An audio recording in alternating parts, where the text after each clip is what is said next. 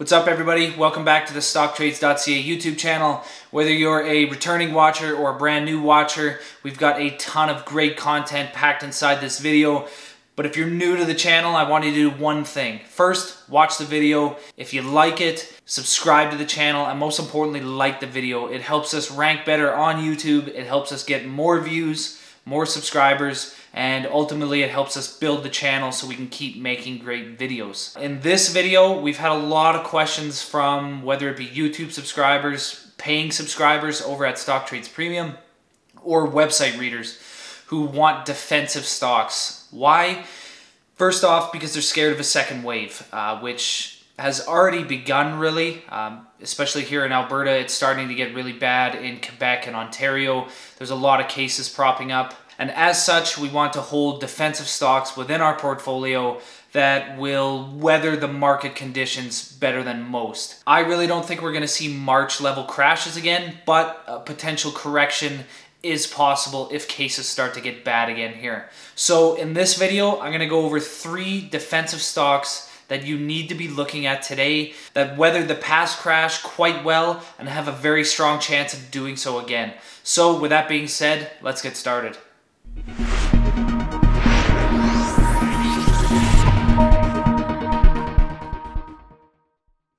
So one thing before we jump into the 3 stocks, again, we've hidden a couple discounts within this video that'll get you 50% off to Stock Trades Premium. And these discounts are actually more important than ever. And why is that? Well, with the introduction of our IPO Center over at Premium, which is going to highlight all the upcoming and recent IPOs here in Canada, including in-depth research, we've decided to actually raise the price of Stock Trades Premium, going from $199 a year to $249 a year. However, for people who get in before the October 1st raise, so that means the 1,500 plus people who are already in Stock Trades Premium, they will be grandfathered in at the old price, the $199. So right now, 2 discounts hidden in the video for 50% off. That's $100. You're going to get it for essentially, if you think of the new price, that is a steep, steep discount. But with that being said, let's get into our first stock, which is actually a very popular stock and was one of our foundational picks over at Premium for 2020. So freebie alert, that is Loblaws. So what exactly is Loblaws? Well, they're a grocery store chain, and there's a very good chance, considering one of their top brands is President's Choice, that you've owned some of their products before. And if we look at Loblaws' stock chart, we can see that during the March crash, it dipped significantly less than the TSX as a whole.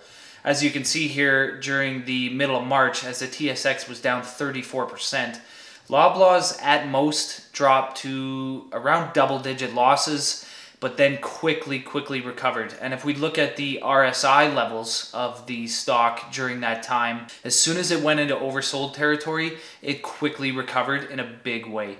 And there was actually a point, as we can see here in early April, where Loblaws was outperforming the TSX by a 30+% margin. Now, that is obviously settled right now. The company still is outperforming year to date with returns of 5%, whereas the TSX has lost around 7%. The primary reason for the huge surge back in April and May was the panic buying, and this was evident in Loblaws' quarterly results. They were seeing a huge increase in revenue due to people essentially hoarding goods. I don't think if we were to hit a second wave of shutdowns, I don't think that level of panic buying again would happen. It's a possibility. If it did, Loblaws would surely benefit again. But I think people need to really look past the panic buying and understand that Loblaws is a solid company overall and has been for a very long time. And it's not something to buy just to take advantage of panic buying or a second wave. It's something you buy to really add stability to your portfolio. So if we look back to Loblaws' most recent financial filing, which would have been back in July, they filed second quarter results, which by the way would have had full COVID-19 implications. We can see that the results were actually not that good.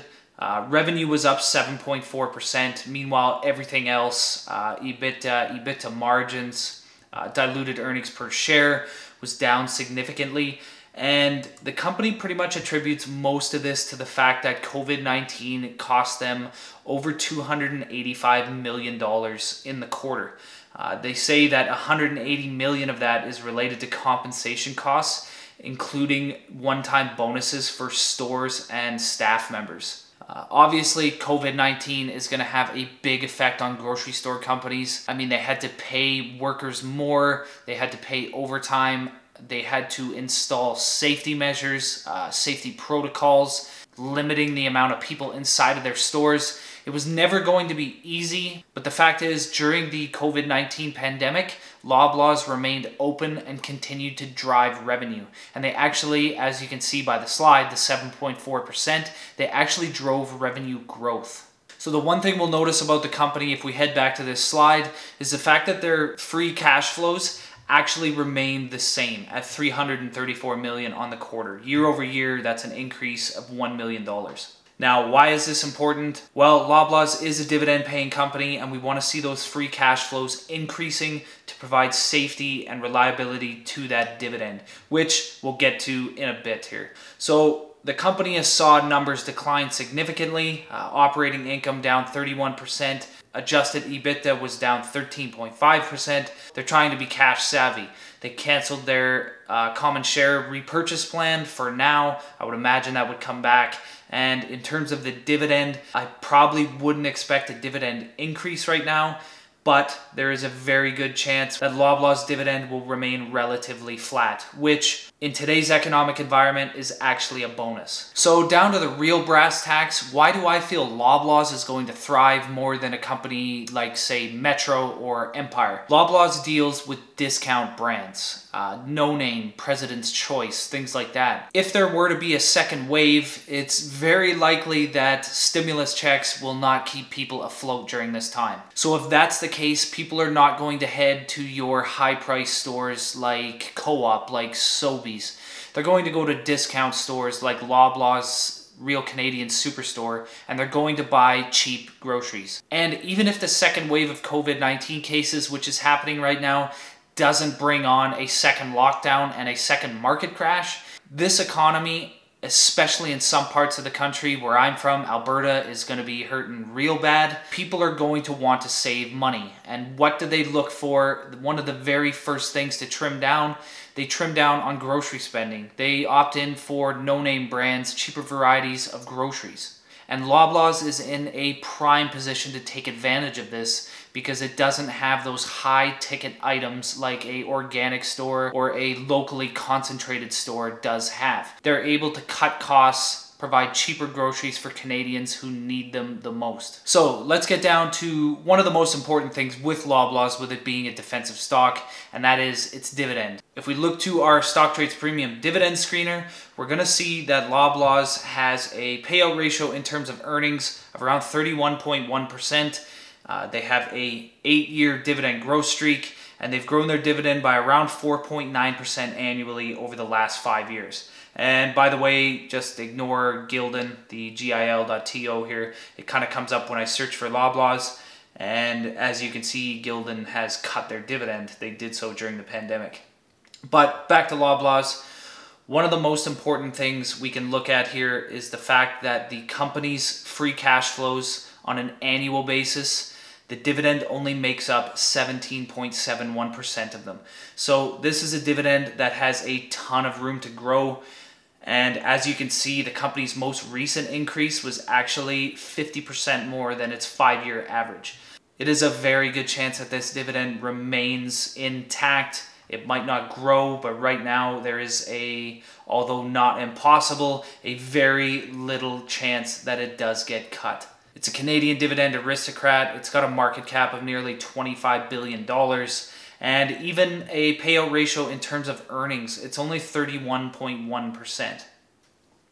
Now, do they have the best dividend out of all the grocers? I would say no. I would give that one to Metro. I mean, Metro has a 25-plus year dividend growth streak, I believe, and they're growing their dividend at a pretty rapid clip. And I get this a lot. I get the comparisons between the two. But the thing is, Loblaws has grown in terms of stock price, in terms of compound annual growth rate, more than Metro. And overall, a complete blend of everything, growth, dividend, value right now, we feel Loblaws is a bit of a better play. Overall, they're a strong company. They have positive working capital. They have the ability to stay open and generate revenue even during the harshest of times. And it's one of our foundational picks over at Stock Trades Premium for 2020. We identified the stock to premium members right before the pandemic began, and those who grabbed it have actually had market outperforming returns. As I said at the start, Loblaws is returning around 5% year to date, while the TSX has lost 7%.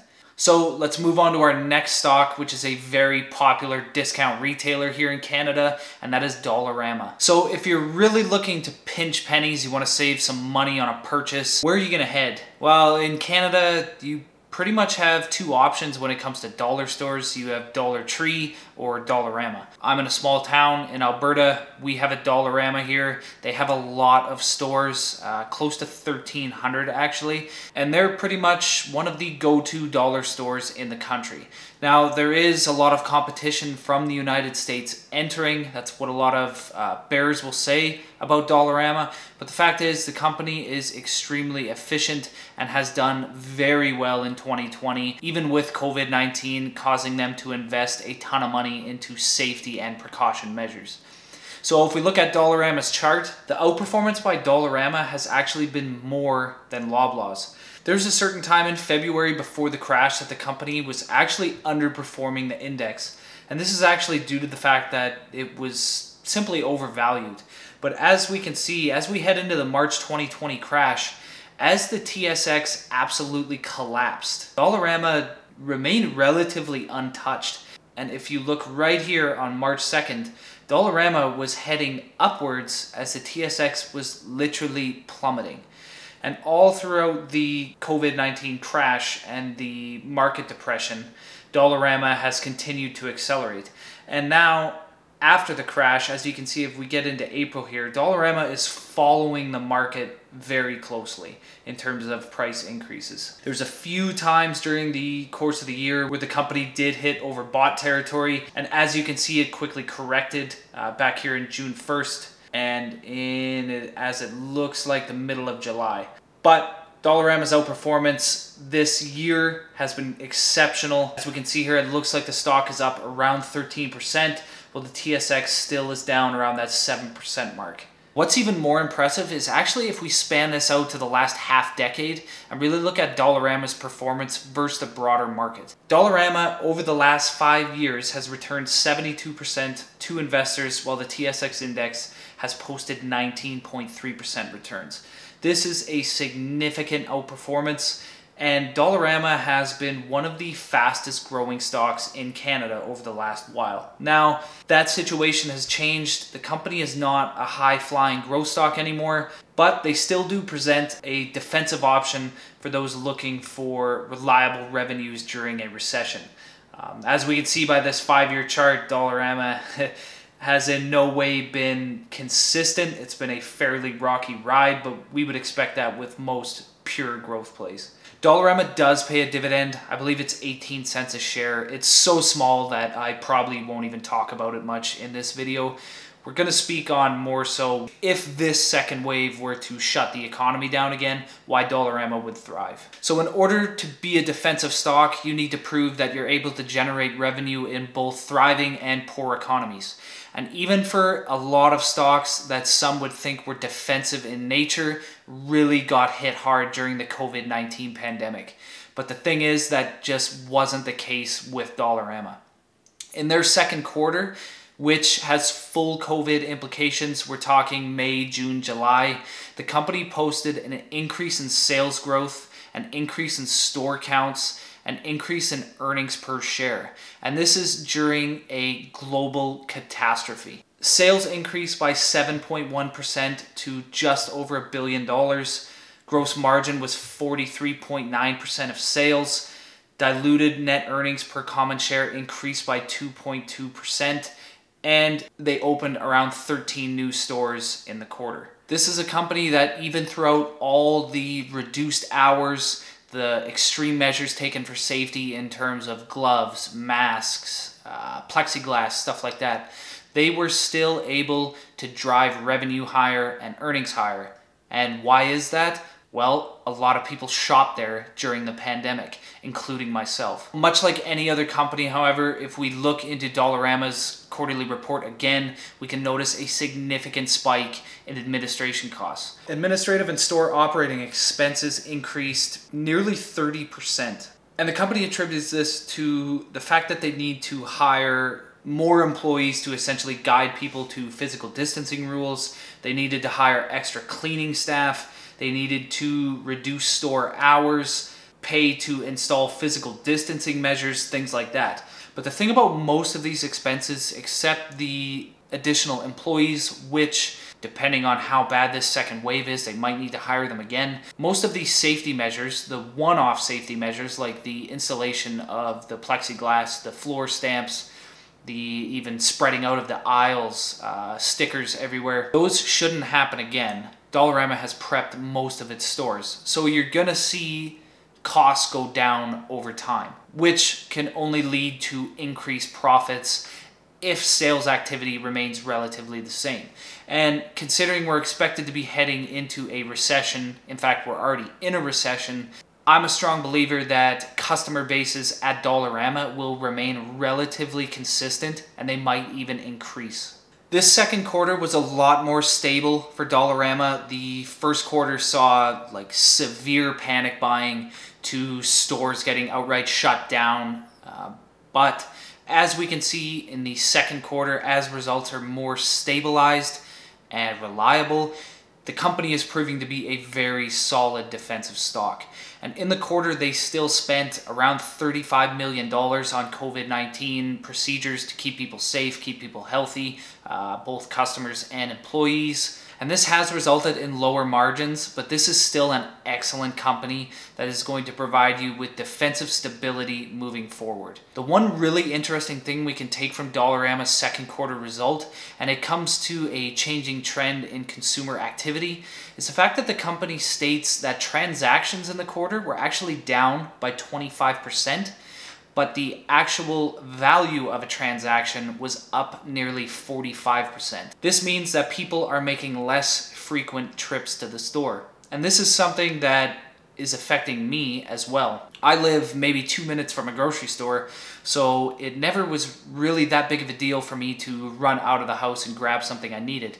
But because of COVID-19, because of mask implications, because of sanitary conditions, limitations in the store, people are shopping in mass. If they need something, they're compiling a list of absolutely everything they need and making less frequent trips to the store, which is ultimately better for Dollarama. The higher the overall transaction cost, the better. It costs them money per individual transaction, whereas if they're driving more revenue per transaction due to people staying home and shopping in bulk, it only stands to benefit the company. Overall though, Dollarama has proven to be a defensive stock and would more than likely stand up in a second wave shutdown.